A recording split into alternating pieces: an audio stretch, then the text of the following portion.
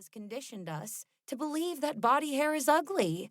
Women naturally grow hair in all the same places as men, but men get to flaunt it, while women are led to believe that they must be hair-free. It's totally wrong, Fluff. Urgh! There it is again. Seriously. Shouldn't my mother have realized by now that reminding her daughter of her furriness several times a day might not be entirely sensitive? Fluff has been her nickname for me since I was born, for obvious reasons, and lately it's felt more accurate than ever. I tell you, puberty does cruel, cruel things to a girl. Anyway, every time she calls me Fluff, it makes me want to annoy my mom right back.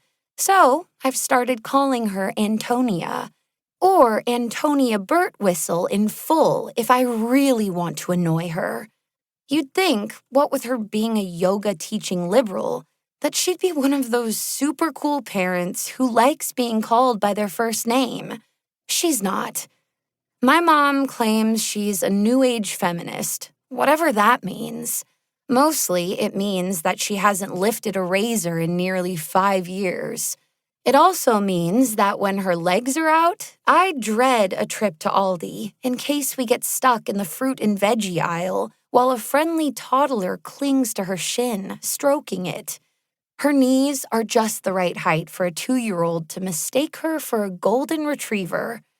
Mom narrows her eyes at me. Does this sudden preoccupation with hair have something to do with Frankie? What? No! Well, maybe you should think yourself lucky. You have nothing to worry about compared with that poor girl. I swallow my mouthful. Hang on. Weren't you literally just saying how natural body hair is? And now you're describing my best friend as poor because she has so much? Mom opens her mouth, then closes it again. Ha! I love calling her out on stuff like this. I eat the rest of my dinner in silence, mostly because she's right. That poor girl is my best friend and has been since we first met at 8 years old. Frankie used to be this super confident, hugely talented singer who loved nothing more than persuading me to put on a show with her in her front room, with her family as our audience. But thinking about it, I can't remember the last time we did that. The thought of standing up to sing in front of anyone now, even her own family, would be Frankie's idea of hell. It's all because of this condition she has, called polycystic ovary syndrome, or PCOS.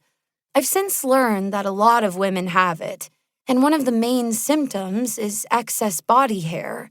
In 6th grade, Frankie had sideburns. In 7th grade, her chin started sprouting hair, and by 8th grade, she was able to grow a beard. Don't get me wrong, the ability to grow a beard is great if you're in a hipster folk band, but when you're a 15-year-old girl and you have a 5 o'clock shadow by the end of the school day, it truly sucks.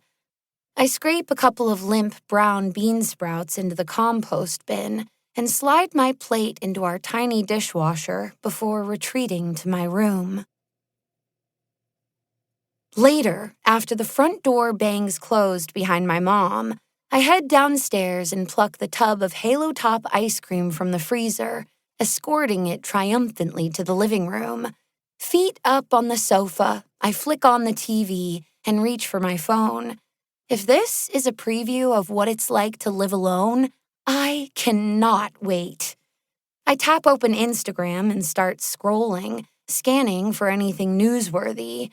There's Adam Johnson showing off his latest hat, Shania Kaminsky posting another terrible makeup tutorial, some celeb flashing a blingy engagement ring over her fiancé's shoulder.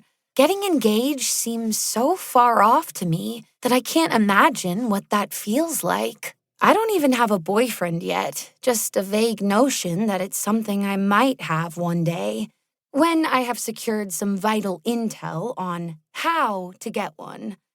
Swiping through the stories, I suddenly see Madison.